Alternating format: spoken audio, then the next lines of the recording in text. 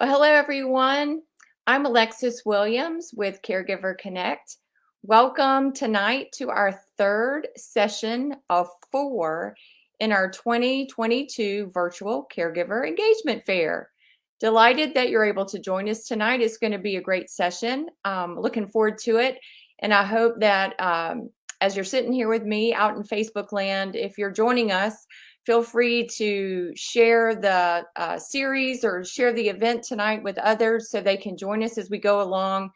I think this topic is relative to almost everybody. So surely there are people out there who maybe who haven't logged on yet that could join us, and we would welcome that.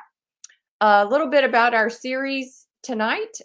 We are talking about hot topics on the subject of family caregiving.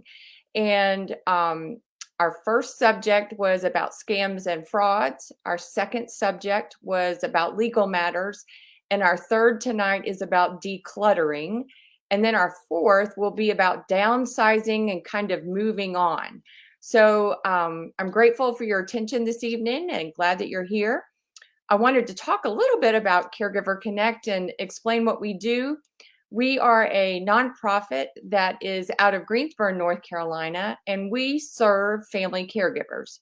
And you might wonder, well, what does that mean? Well, we do three things. The first one is we provide educational opportunities to family caregivers throughout the year. We have just now started going back and doing some things in person, but for the last 2+ years, we've been doing things online for folks. So if you are interested in any topics that you haven't seen lately online or haven't been to any sessions relating to certain topics that would help you in your family caregiving role, please reach out to me and let me know what that is. We're looking to plan for 2023.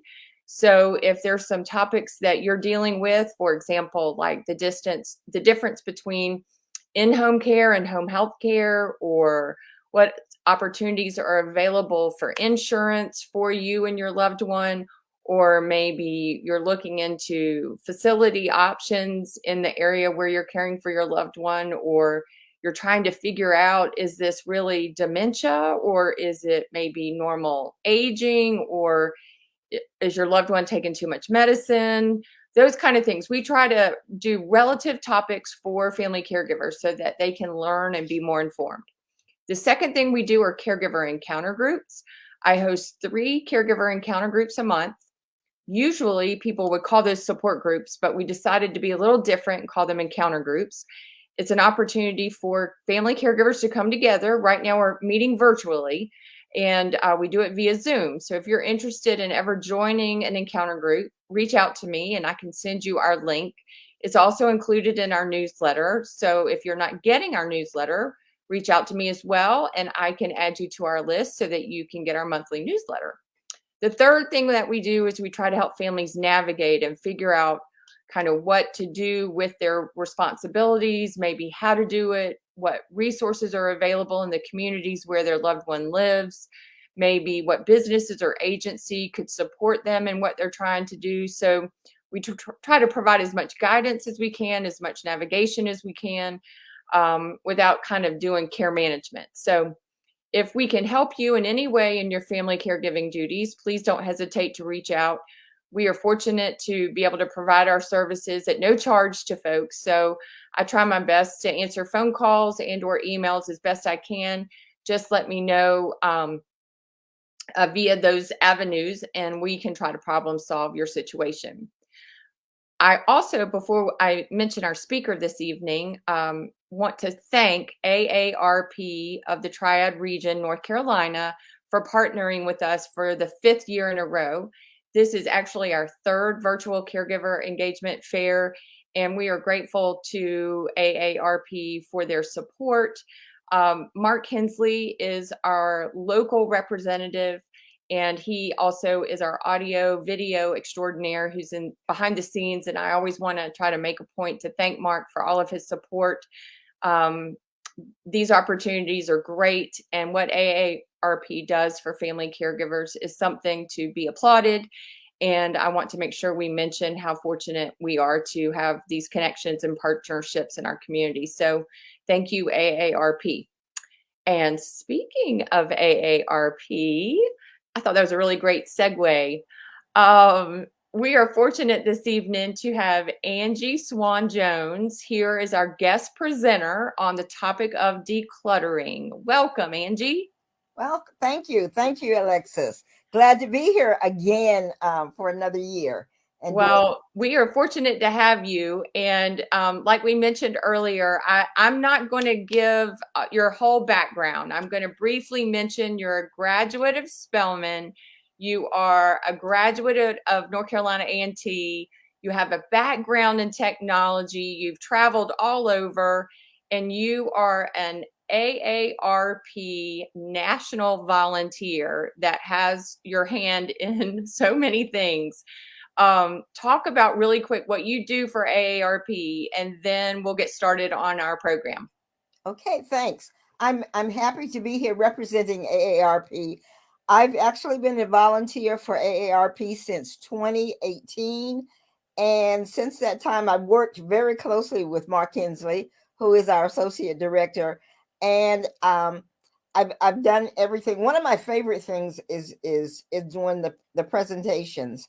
And the one in particular that I've done is Prepare to Care, and I've been doing ever since I've been here. And I've done this for Caregiver Connect on several occasions. And this year I started doing decluttering.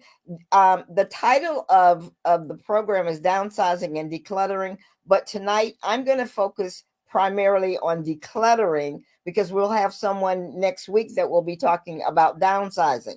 But I am also, June 2020, I remember being in a meeting and someone said that we're looking for someone with a technology background that can help us support our volunteers because June 2020, that's when the pandemic started. So in June 2020, I became the national lead for the technology training team. And since that time, we have trained I'm going to say over 3,000, 4,000, 5,000 people, volunteers on how to use Zoom. Wow. And that's Technology Tuesday that we do every Tuesday. And then also I'm a part of I'm a volunteer lead for the state of North Carolina, lead trainer for the state of North Carolina, involved in that and helping with some other training on a national level as well. And one of my favorite things too is just going around to the senior resource centers and all the other senior centers and doing what we call tabling, which is exhibiting for AARP and sharing the information from AARP. So when you talk about sharing tonight, I know you'll have your presentation, but we'll also be able to take questions as we go along. Mark will be able to see questions that folks put in the chat section. So everybody out there, should you have questions for Angie, please feel free to put that information in the chat section or in the comment section, I should say. And then also, Angie, at the end, you'll also have your contact information up, correct? So if folks want to reach out to you, they can, or would they need to reach out to me and I pass it along? I don't know. I don't have mine out. They can reach out to you. That will be fine. Okay.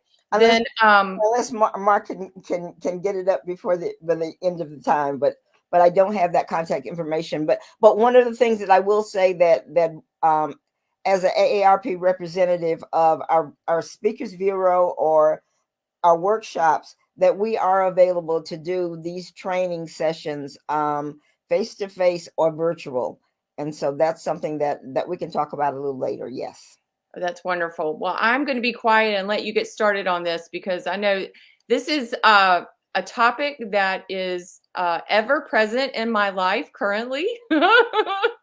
And I know many of us out there need help. So please, without further ado, talk about decluttering, Angie. Okay, thank you. All right, downsizing and decluttering. Bottom line is that you can't take it with you. Some of us think that we can, but you really can't take it with you. So now is the time to start thinking about what am I going to do with the things that I have, with the stuff that I have, and and not waiting until it's too late for you to make a decision, or somebody's making a decision for you and getting rid of your stuff. So let's move forward as we talk more about downsizing and decluttering, primarily decluttering. Okay, let's see. Years ago, there was a person by the name of King Tut, and that's what this represents, is King Tut. King Tut was one of those people that really thought that he could take it with him. I'll talk a little bit more about him, but he's one of the ones that really thought that I can take this with me and it's no problem. Our agenda tonight is we're going to talk about how to help us gain a general understanding of why stuff is so important, and to learn easy ways to downsize and decluttering. And when I say downsizing and decluttering, I had a conversation with a fellow volunteer a couple of weeks ago, and he said, if you downsize, you need to declutter. He said, because I have some friends that did downsize, but they don't look like they did some decluttering. So we're going to talk, and that's one of the reasons why we're doing decluttering before we really start talking about downsizing. If you look at America today, there's a demographic, and the fastest growing demographic is really people that are over 65. If you go back and you look at 2011, which was around the time that this research was done, that the large age, that roughly 10,000 people turn 65 years old every day. Imagine today, there were 10,000 people that turned 65 years old today. So happy birthday to those 10,000 people. But if you look at this as we move forward, more and more, we're going to have more people that are over the age of 65. Now, if you look at where we are today, there are roughly 4 generations, and 4 generations that have their stuff. There's a silent generation, which was my parents, or somewhere between my parents and when I was born. They were born between 1928 and 1945. There's baby boomers, and I'm proud to be a baby boomer, born between 1946 and 1964.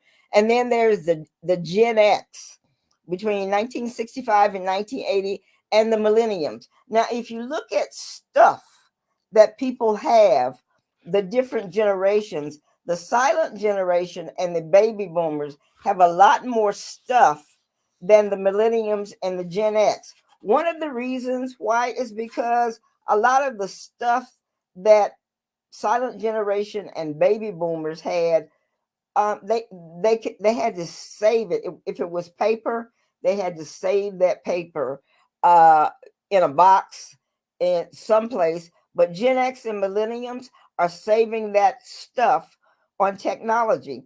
And that's one of the reasons why they don't have as much stuff. Or they look at things and they say, I don't need all of this stuff because of the different things, again, because of what technology is doing for them and other things that are happening as far as they're concerned. So what does all this mean? It means that the largest amount of people ever requiring, and we have to talk about healthcare when we talk about decluttering and downsizing. Boomers and their parents. These 2 generations attach pride to their stuff.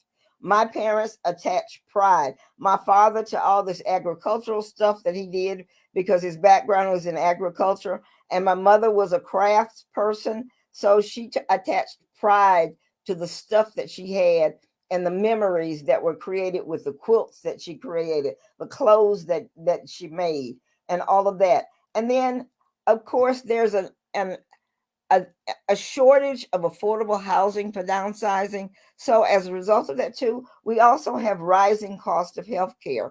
So there's more services provided within a home, but you have to think about the stuff that's in that home to make it a little easier. So there was a national survey done in 2017. And the national survey had to do with caretakers or caregivers. And caretakers said that handling stuff, and I keep using that word stuff, was the most stressful part of settling an estate. Let me say that again. It was the most stressful part of settling the estate, and that I know. No one wants your stuff. My father told me, my father was raised in Caswell County, North Carolina, and on a farm.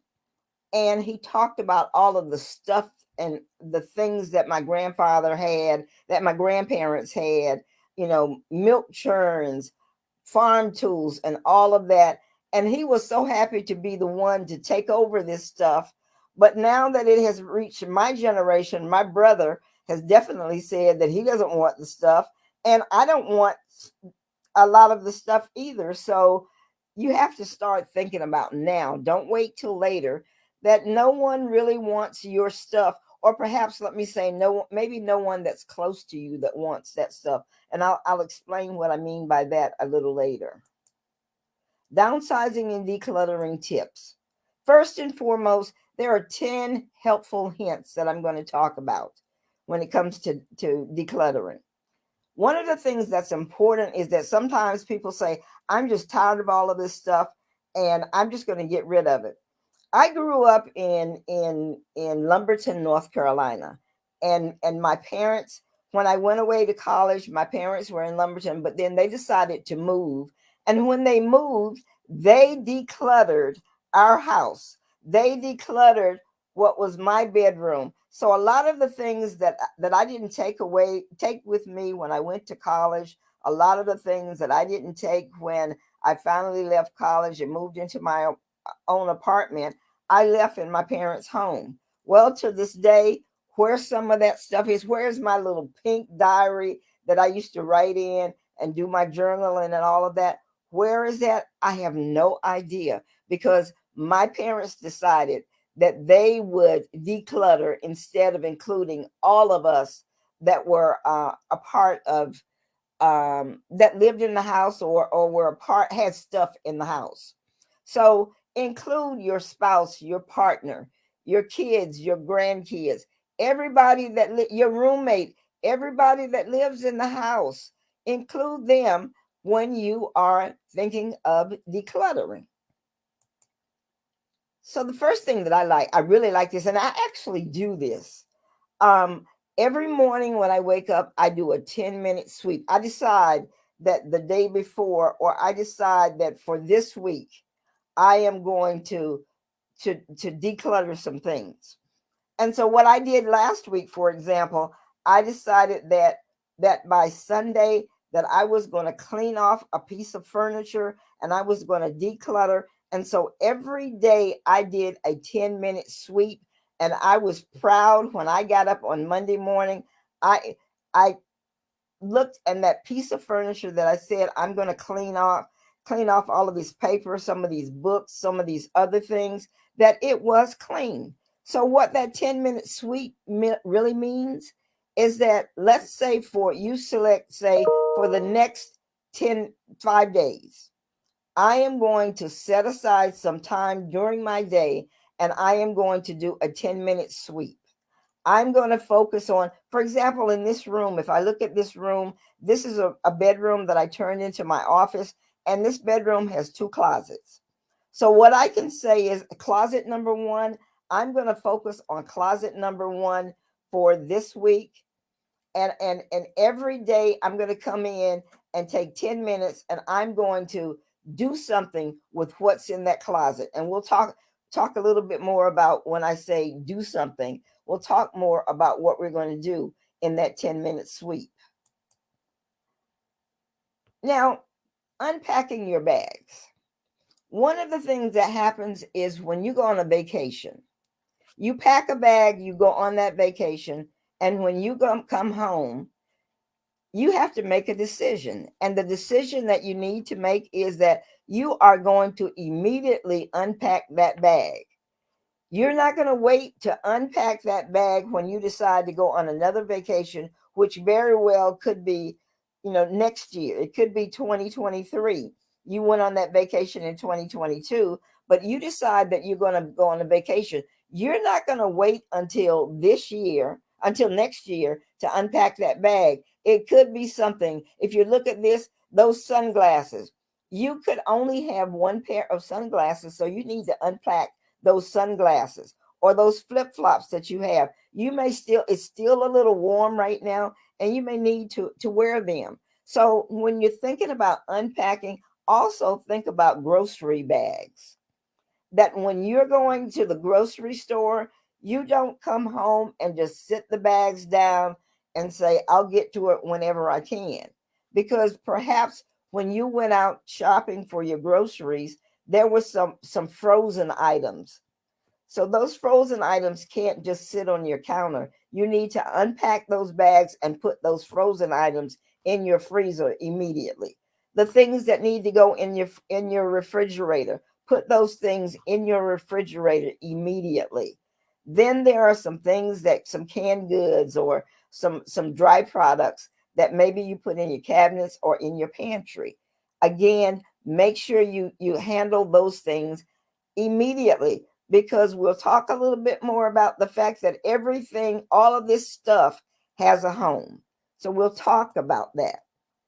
Every item has a home. Every item. The things where you go to the grocery store and there are things that you're buying for the kitchen, they have a home someplace in your kitchen. You may buy some cleaning products. They may have a home in your kitchen, but they may also have a home in another closet, in a garage, or in your bathroom, but they have a home. So you want to make sure that you're putting your items in a home, someplace in a home where they belong. Clothes. You have clothes. Your clothes belong in a closet or in a drawer, but everything has a home. Now, when we talked about everything has a home,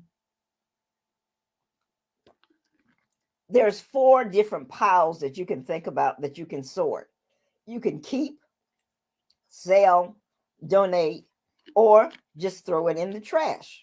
So if you're keeping it, then you know that that's something. If you're keeping those clothes, then those clothes, again, as I said, should be in a closet. They should be in a in one of the bureaus or someplace in your bedroom, so that you're keeping those things, and you're keeping them in the different closets that you may have. You may have a coat closet, so you're keeping them in your coat closet. There are some items that you may decide that these are items that you want to sell, because you know that they are items that perhaps you can make some money off of those items by selling them.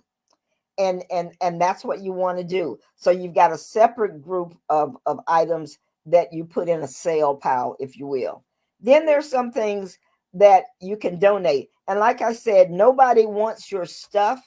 And when I said that nobody wants your stuff, it could be that there are family members that don't want your stuff, but there may be individuals that need your stuff. They want your stuff because they need it. I listened to the news this morning, and they talked about a family losing their home yesterday to a fire.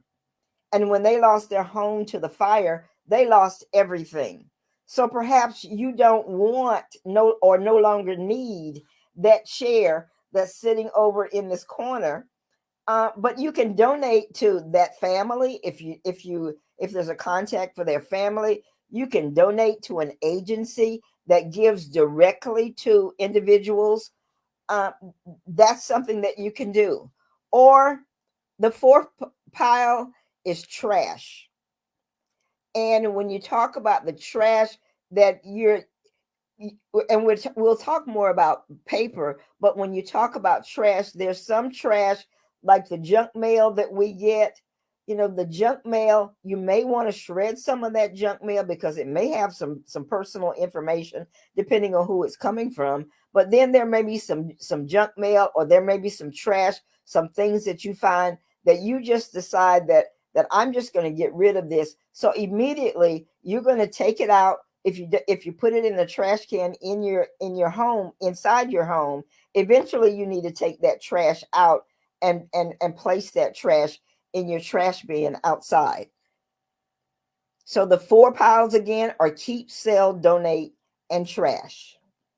Distribute legacy items. I tell a story. I look at these plates and I tell a story about my mom when I was younger, that my mom used to love to play bridge and pinochle, and she and some ladies would get together, maybe once a month, twice a month. They would get together and they would have these bridge clubs, and whoever was hosting was responsible for serving the food. My mom had some dishes that I watched as a child, and I loved those dishes. They came in 4 different colors, and they were glass, and they had a little cup holder. There was a little cup that you held, and there was a little holder on the plate, where you could place that cup. And I used to say when I was younger that someday those plates are going to be mine. Well, those plates are mine now because my mom is no longer with me. She passed in 2018, but she never said to me, you can have these plates." When she moved into my house in 2006, she brought those plates with her, and they are in my china cabinet, and they're there.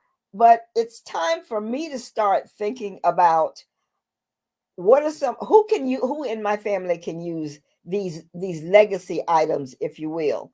How do you distribute them? Because one of the ways you distribute them is by simply asking family members, friends, would you like these items? Or if they say to you, I want that item, then if you're not using it right now, then go ahead and give it to that person, because perhaps they'll start using it now.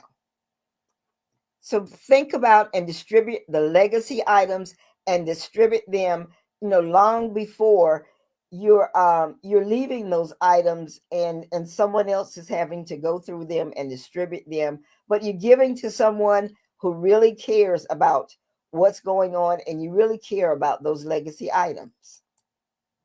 Avoid punting. Avoid punting. Avoid punting, meaning that I look at this chair and I think about a chair that I have in my house, and I have a chair. It's a Duncan Fife couch, and it's a very old couch, and I love my couch, but I think about the fact that again, you look at that I'm passing it on to the next 2 generations, and my family members are saying, I don't want those antiques. I don't have antiques.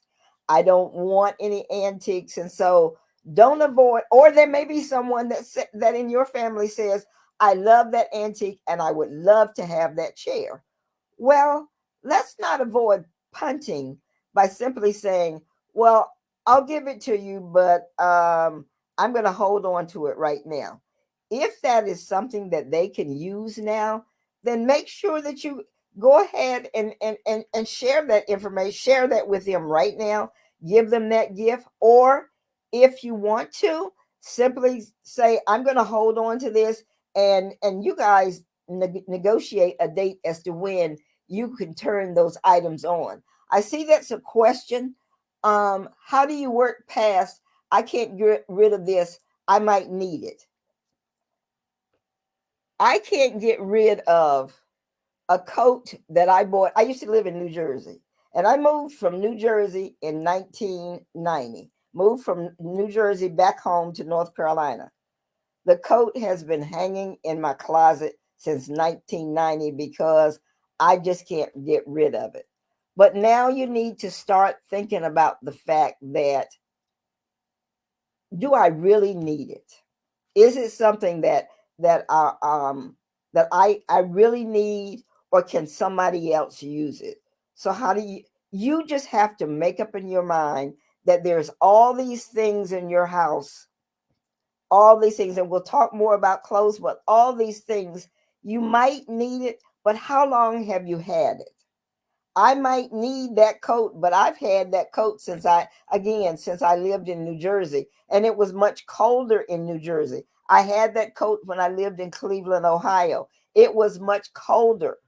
But when I moved to North Carolina, the climate is much, much warmer, And I even remember taking the coat to the cleaners, and the cleaners said, "Where did you get this coat? Because it is so heavy." So you want to think about, do you really need it, or can somebody else use that coat? Can somebody else use that item? You have to talk yourself into not punting. You have to talk yourself into letting go of that item, because you want to donate. The donation box. Everybody should have a donation box in their home, whether it's in your home, if you have a garage, it's in your garage, or even put your donation box in your car. And every time you're doing that 10-minute sweep, you're putting things in that donation box. And then once you get that donation box filled up, you can donate those items, take those items and say, my box is full. I'm going to take these items and I'm going to give them to someone. I'm going to give them to an individual that I know that needs these items.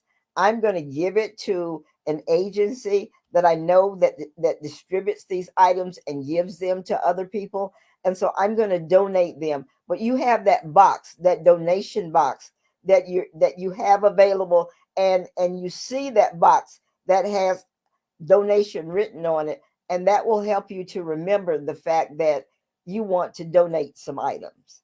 You want to give some individuals some items. But be realistic about it now. Let's talk about clothing. For example, this gentleman has, let's say, probably 10, 15 pairs of pants. When we talk about, I want to do something, and if we go back to that 10-minute sweep session, think of the 10-minute sweep session that you're not going to get rid of everything. I'm not going to get rid of everything in this room in the 10-minute period. It's kind of like when a person says, I want to lose weight and I'm going to lose weight this week. Well, if you set your goal of saying, I'm going to lose 50 pounds this week, let's be realistic. You're not going to lose 50 pounds in 1 week. So if you look at these clothing, if you look at this gentleman's pants, if you look at this person's pants, the pants are probably anywhere, could very well be from size 36 to size 24. Again, going back to Nancy's question, where Nancy says, I can't get rid of this because I might need it. And that's what people do with clothing. They say, I'm not going to get rid of this because I might need it when I lose weight. I grew up during the time, and I was at Spelman during the time when we wore bell-bottom pants. Bell bottoms did come back for a little while and whatever. But if I kept my bell-bottom pants from when I was at Spelman, and I was still holding on them saying I might need them or they may come back, I could have very well had my bell-bottom pants in my closet still from when I was at Spelman, many, many years ago. But think about getting rid, again, I stay in my head, there's somebody that can need it. I love, the dry cleaners that says donate your coats, because I'm not using those coats because there's some kids and there's some adults that need those coats. Clothing, when you're looking at clothing, you've got all these shirts, you've got all these pants. Do you really wear all of these pants? I love the idea where somebody says, if you're wearing something and turn the coat hangers around. And if you're wearing something, take it out and then you look at it and see how many coat hangers at the end of a month, at the end of 6 months, at the end of the year. And if there's some that are still turned around, then maybe you're not wearing them and you could donate those. The same thing with food. If you look at your pantry, there's an expiration date on your pantry for a reason. The expiration date is out there so that you know that this food, you can eat, and usually most people look at the expiration date and they're not going to eat past that expiration date. But just think about, for example, there's a food drive that's going on this weekend, or actually I think it started today and it's tomorrow, and there's a food drive going on. You can donate those those canned goods in your pantry that you haven't eaten for a while and they haven't expired. There's somebody out there that needs that food, that can use that food. So you want to be realistic and look at your clothing and look at your food and say, do I really need it? Yeah, you might need it, but do you really need it if it's been in your closet for 6 months, a year, 2 years? In the case of this coat, it's been in my closet since 1980 something. It's time for me to get rid of it. Now, paper, pare down paper and photos. The first thing you want to do is start on a regular basis when you're bringing that mail in, when you're picking that mail. As I walk from my mailbox to my house, I'm going through my mail and I've already decided what mail I need to keep and what mail I need to get rid of. If you have a shredder, then immediately come in and shred those documents. If you don't have a shredder, I love to, when you go to the grocery store and they say you want paper or plastic, I love to get some paper bags, because if I even though I have a shredder, I do find out that there are shred events that are going on. Last weekend I was doing some shredding at North Carolina A&T State University. This weekend I know that the city of Greensboro, not this weekend, but the weekend of October 22nd, I know the city of Greensboro is going to have a shred event. So I'm getting prepared for that, and I'm putting my papers in my brown paper bag. Now you may be asking, Angie, why are you putting in a brown paper bag? Because if I put the papers in a box and I go to the shred event, they're going to give me the box back, and then I'm going to have to get rid of the box. But if I put it in a brown paper bag, I can give them the brown paper bag and they will shred the brown paper bag, as well as shred, the bills and the documents that are included in that bag. But you want it, downsize the paper. You want to get rid of the paper unless it's something that is that you really need. Legally, you need to keep it, or it's bills that you need to keep over a period of time.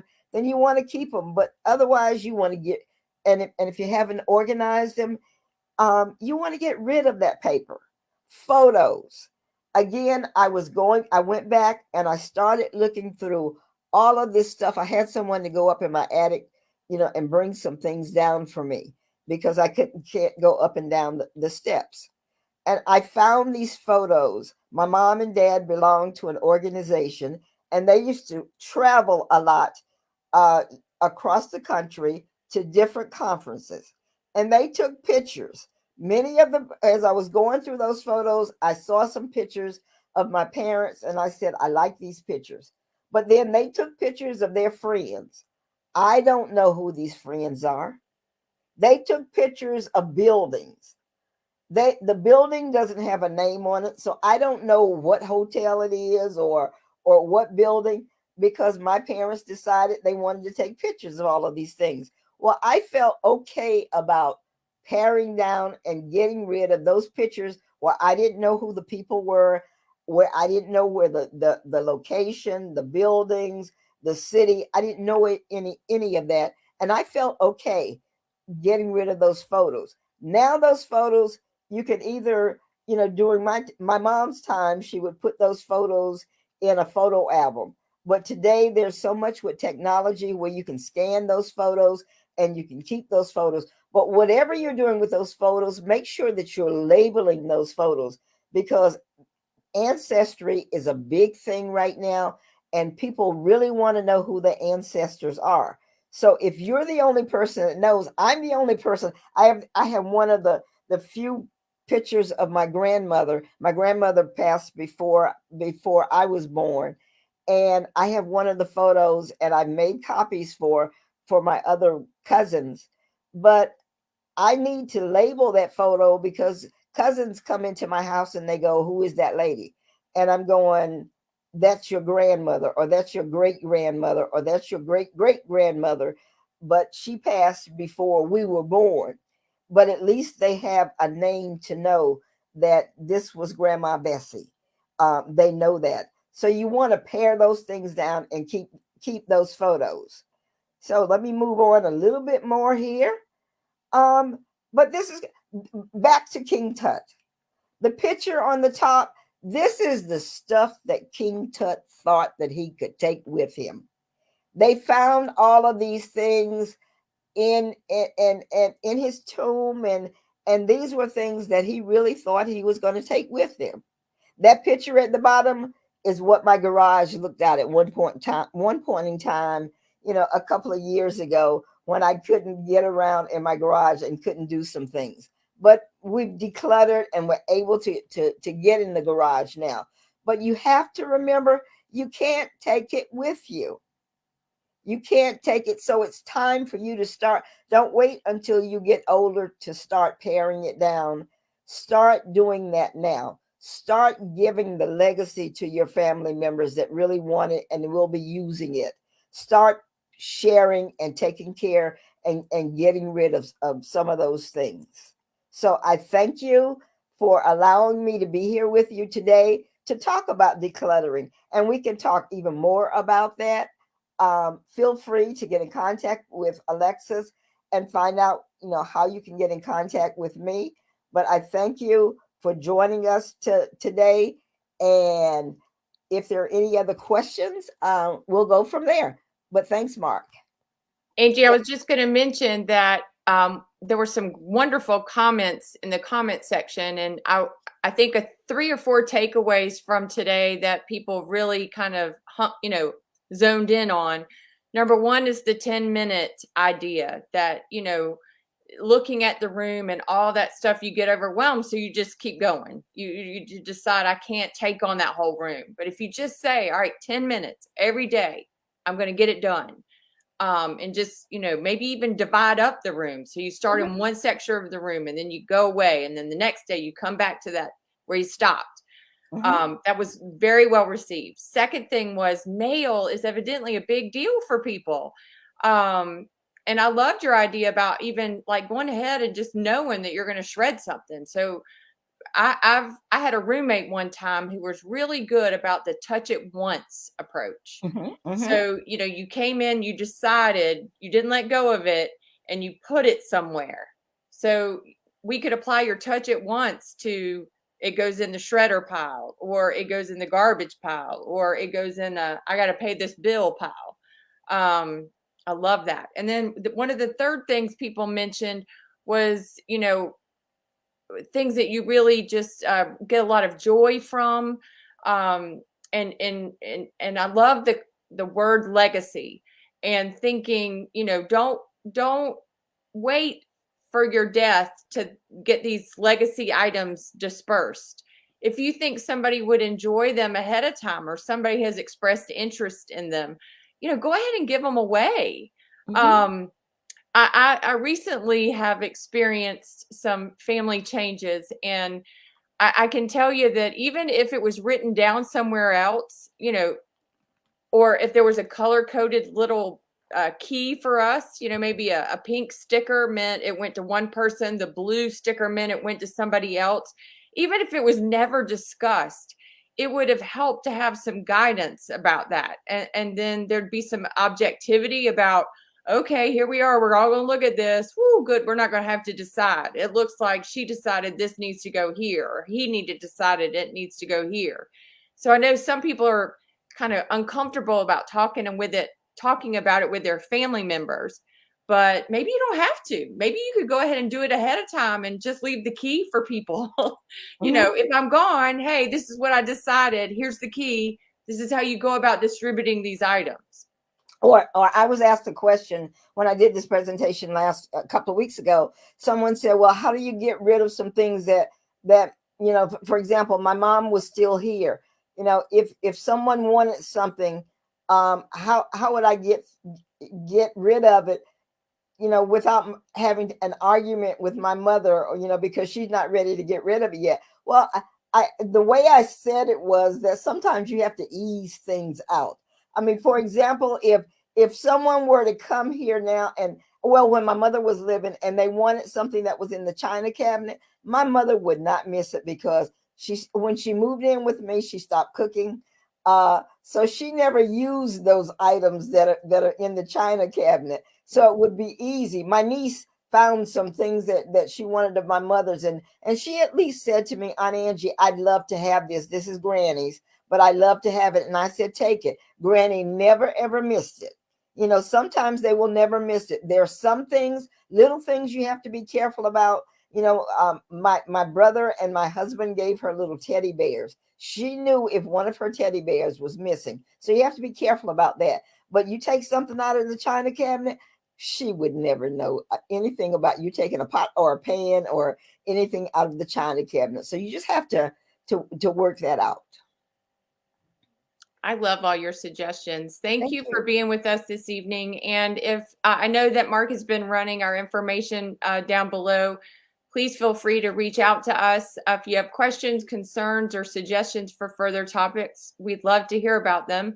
I hope that you'll plan to join us for our last of our 4 in our series next Thursday at 7 p.m. We're going to have Dr. Linda Jordan on, and she's going to be speaking about now that we've decluttered, we're going to downsize and move things out and move on. So I hope that you'll plan to join us next Thursday night at 7 o'clock. Thanks so much for joining us. All right. Thank you. Thanks, everybody.